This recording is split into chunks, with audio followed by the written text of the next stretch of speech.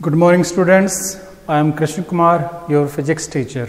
आज हम class 10th का 12th चैप्टर पढ़ेंगे साइंस में, दैट इज़ इलेक्ट्रिसिटी।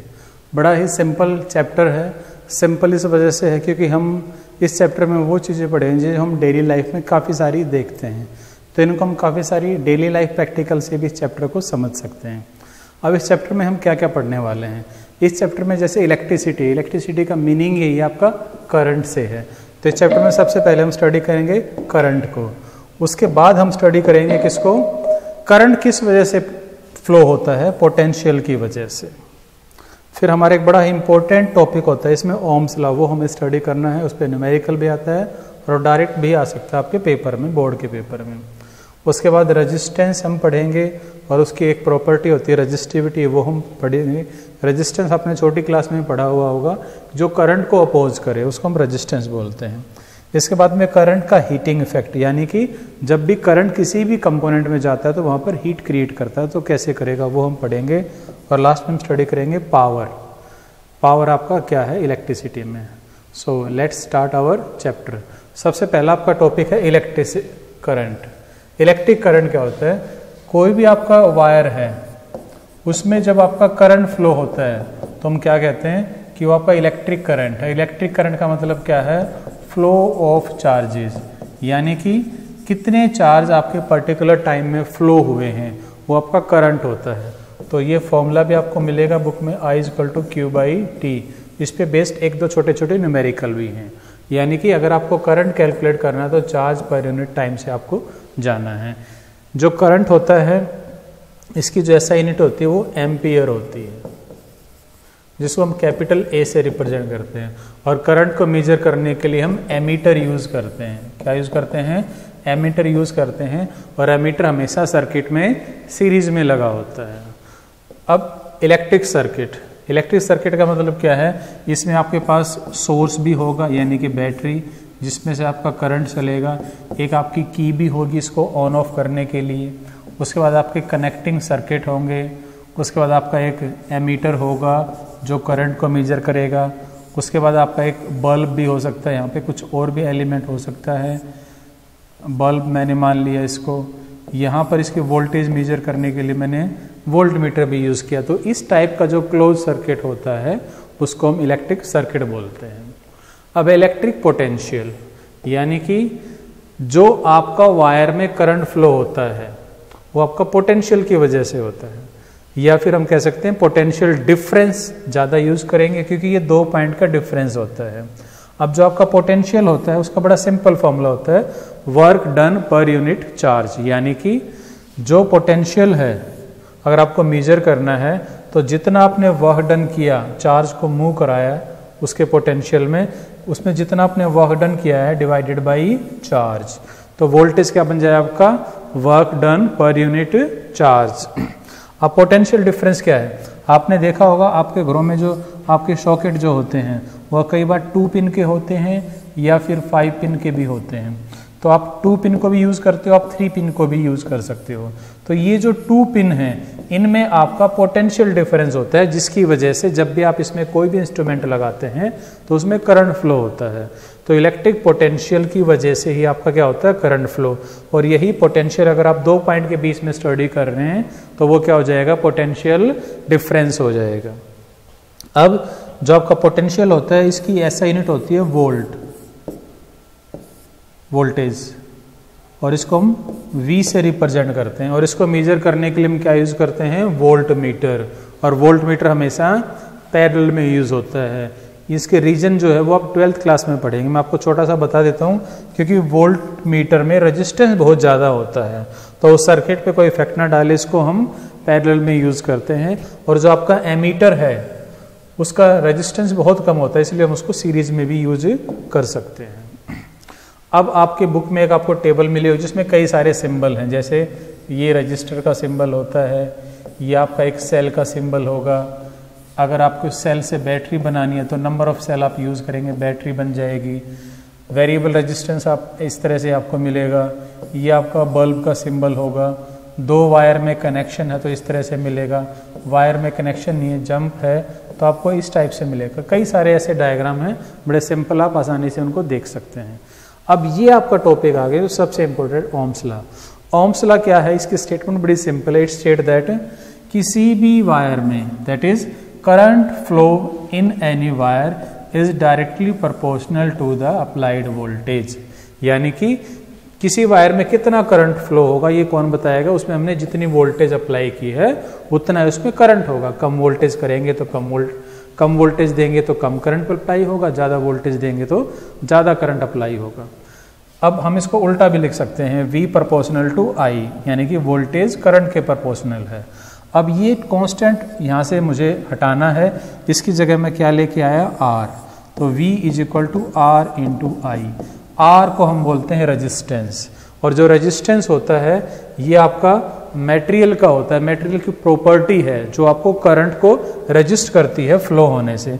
यहाँ से अगर मैं R की वैल्यू निकालूँ तो ये बनेगा V is equal to V by I. Resistance क्या बन गया, V बाई आई। ये फॉर्मूले काफ़ी इंपॉर्टेंट है, आपके बड़े सिंपल से न्यूमेरिकल्स आते हैं इसमें। अब जो रेजिस्टेंस होता है इसकी ऐसा यूनिट होती है ओम, OHM। इसको हम इस सिंबल से रिप्रेजेंट करते हैं। तो ये आपका हो गया ओम्स लॉ। बड़ा ही सिंपल है लेकिन बड़ा ही इंपॉर्टेंट भी है। अब जो आपने रेजिस्टेंस पढ़ा है, जैसे आपने यहाँ पे पढ़ लिया कि जो रेजिस्टेंस है वायर की प्रॉपर्टी है जो अपोज करती है करंट को, वो कितना अपोज करेगी और किस किस पैरामीटर पे डिपेंड होगी, इसके लिए हमें स्टडी करना है फैक्टर जो रेजिस्टेंस को इफेक्ट करते हैं। सबसे पहला है लेंथ, यानी कि जो रेजिस्टेंस है वो लेंथ पे डायरेक्टली प्रोपोर्शनल है। जितनी लेंथ ज़्यादा होगी कंडक्टर की उसमें रेजिस्टेंस उतना ही ज़्यादा होगा और करंट उतना ही कम होगा। एरिया, जो आपका रेजिस्टेंस है वो एरिया की इनवर्सली प्रोपोर्शनल होता है, यानी कि अगर एरिया ज़्यादा है तो रेजिस्टेंस तो होगा कम और करंट आपका ज़्यादा होगा, इन्वर्सली इफेक्ट होता है। अगर मैं इन दोनों को कंबाइन करूँगा तो ये आएगा, और यहाँ भी ये कॉन्स्टेंट हटाने के लिए मैंने रो यूज़ किया है। तो R is equal to rho L by A। एक और इम्पोर्टेंट फॉर्मूला है जिस पे आपको न्यूमेरिकल काफ़ी सारे मिलेंगे। यहाँ पर जो ये रो है, this is the resistivity of the material, ये मटेरियल का कांस्टेंट होता है, और इसी कांस्टेंट के बेसिस पे हम मटेरियल को 2 पार्ट्स में या 3 पार्ट्स में डिवाइड करते हैं। यानी कि पहला है आपका इंसुलेटर, आपकी बुक में एक टेबल दे रखी होगी, दूसरा है कंडक्टर, और एक आपके अलॉय भी होते हैं। अलॉय आप मेटल को मिक्स करके बनाते हैं। तो जिनकी रेजिस्टिविटी बहुत ज़्यादा होती है उनको हम इंसुलेटर बोलते हैं, जिसमें करंट हम फ्लो नहीं करा सकते, जैसे प्लास्टिक है, आपका वुड है, ये सारी चीज़ें। कंडक्टर, इनकी रेजिस्टिविटी बहुत ही कम होती है, 10⁻⁻⁸ -10 आपको बुक में मिलेगी। इनमें आपकी रेजिस्टिविटी बहुत कम होने की वजह से आप आसानी से करंट फ्लो करा सकते हैं, जैसे कि एल्यूमिनियम है, आपका सिल्वर है। अलॉय, अलॉय हम यूज़ करते हैं हीटिंग एलिमेंट में, जो हम आगे पढ़ेंगे इसी चैप्टर में आगे आपके स्लाइड्स में। अलॉय का मतलब क्या है, कॉम्बिनेशन ऑफ मेटल्स।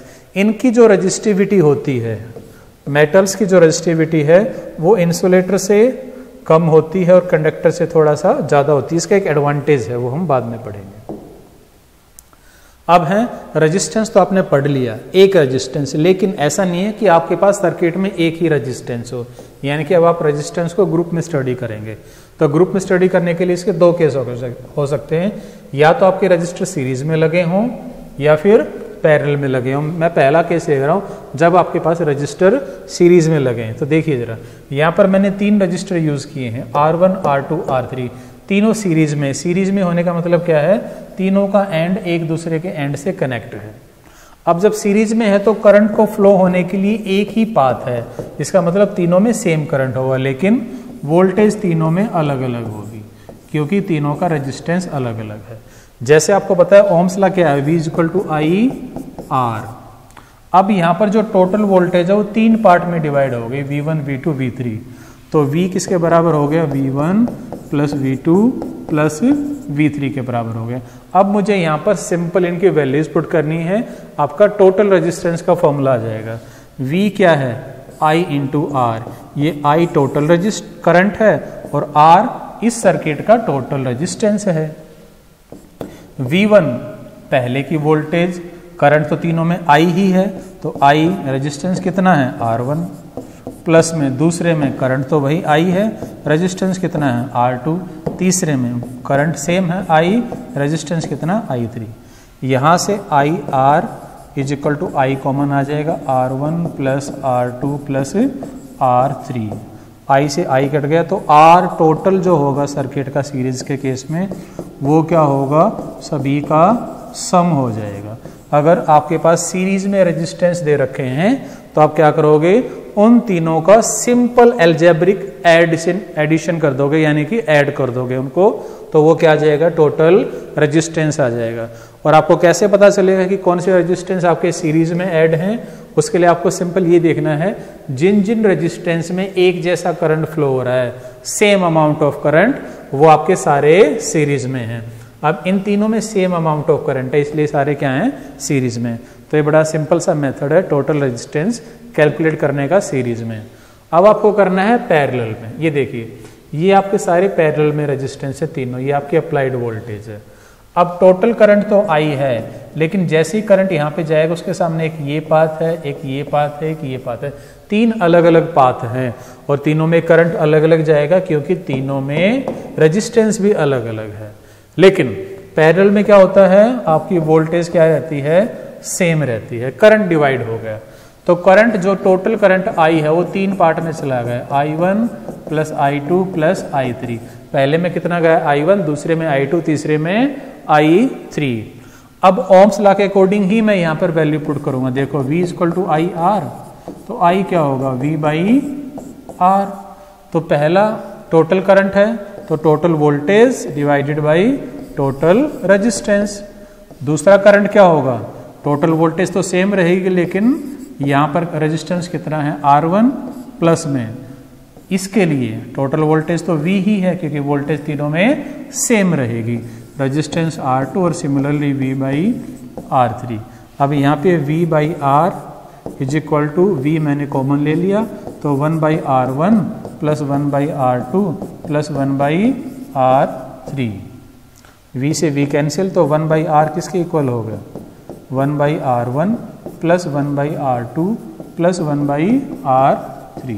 तो ये आपका पैरेलल का है। पैरेलल कॉम्बिनेशन में अगर आपको टोटल रेजिस्टेंस निकालना है तो वो क्या होगा, रेसिप्रोकल आएगा। और रेसिप्रोकल भी किसका होगा, जितने भी इंडिविजुअल रेजिस्टेंस है उनका रेसिप्रोकल करो, ऐड करो, और उसके बाद भी जो रिजल्ट आएगा वो रेसिप्रोकल आएगा। तो यहाँ पर न्यूमेरिकल में कई बार बच्चे गलती क्या करते हैं, वो अलग अलग रेजिस्टेंस का रेसिप्रोकल लेके ऐड तो कर लेते हैं लेकिन जो आंसर आता है उसका रिवर्स नहीं करते। क्योंकि मान लो एक रेजिस्टेंस आपका ये 2 है, ये 2 है, ये 2 है, तो इसका टोटल आप कैसे निकालेंगे, 1/2 प्लस 1/2 प्लस 1/2। यहाँ तक तो ठीक है, आपने सबका रेसिप्रोकल कर दिया। अब एलसीएम लीजिए, 2 1 प्लस 1 प्लस 1 3/2। अब यहाँ पर मेरा 3/2 आंसर नहीं है, आंसर के लिए मुझे R चाहिए, तो इसका रिवर्स तब होगा जब मैं इसका भी रिवर्स करूंगा, तो R क्या होगा, 2/3। ये बच्चे आमतौर पर गलतियां करते हैं जो यहाँ पर रिवर्स नहीं करते हैं फाइनल आंसर को पैरेलल के केस में। अब पैरेलल रजिस्टर को भी आइडेंटिफाई करना बिल्कुल आसान है। अगर आपके डिफरेंट करंट फ्लो हो रहे हैं तो वो आपके किस में होंगे, पैरेलल में होंगे। अब सीरीज पैरेलल में हम कुछ कंपैरिजन कर लेते हैं। जैसे कि सीरीज में आपका करंट सेम था, यहां पर आपका सेम क्या है, वोल्टेज सेम है। सीरीज में क्या डिफरेंट था, वोल्टेज डिफरेंट था, लेकिन यहां पर डिफरेंट क्या था आपके पास, करंट डिफरेंट था।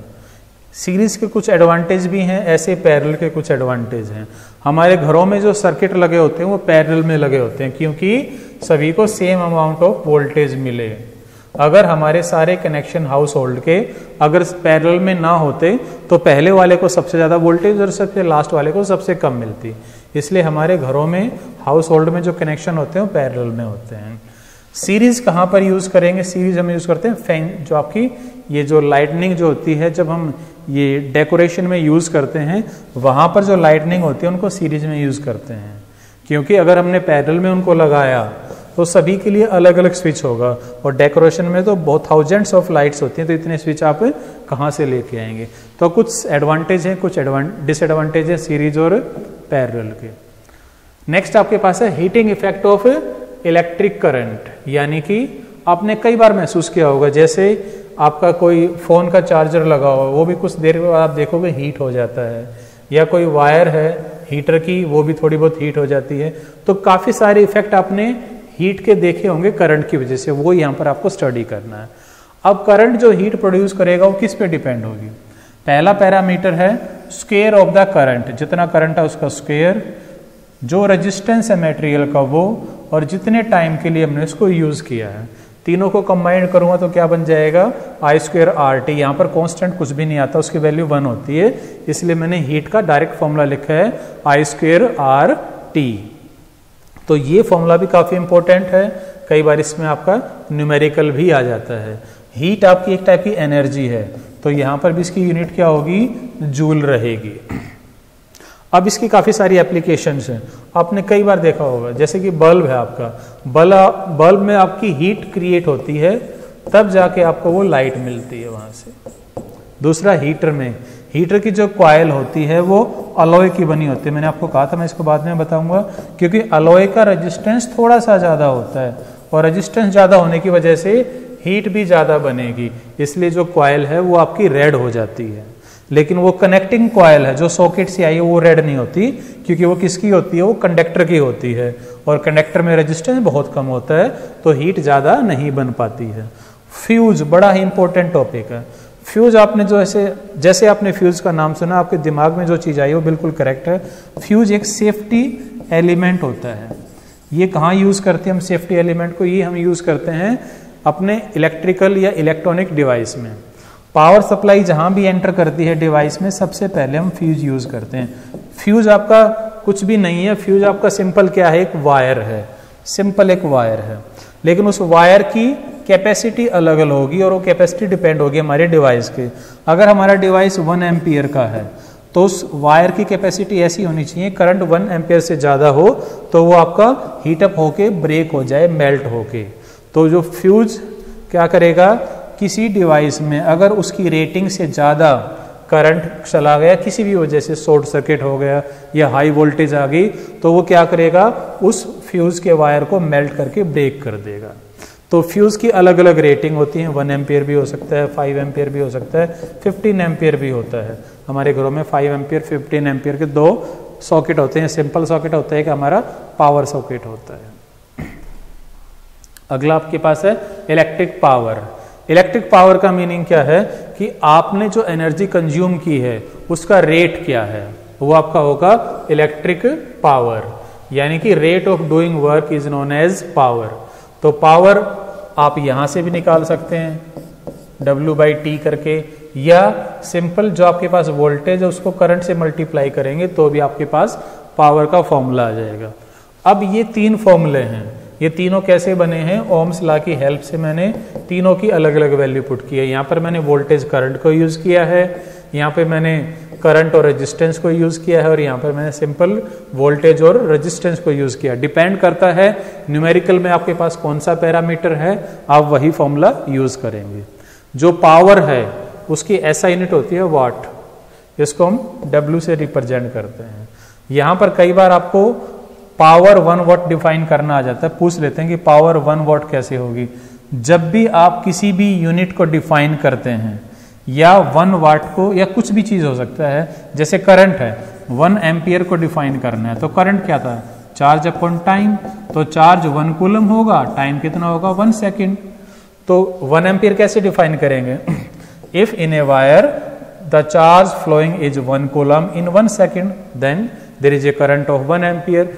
ऐसे ही यहां पर अगर आपको 1 वाट पावर को मेजर करना है, तो what you will say, if in a wire there is a potential difference of 1 volt and due to that in that wire there is a current of 1 ampere, then power consumed is 1 watt। तो आपको जब भी किसी की भी unit आपको define करनी हो तो सारे एलिमेंट को आप 1 पुट कर सकते हैं। जैसे रेजिस्टेंस था R = V/I, इसको भी अगर आपको 1 ओम डिफाइन करना है तो 1 वोल्ट ओवर 1 एम्पियर। तो 1 ओम रेजिस्टेंस क्या होगा?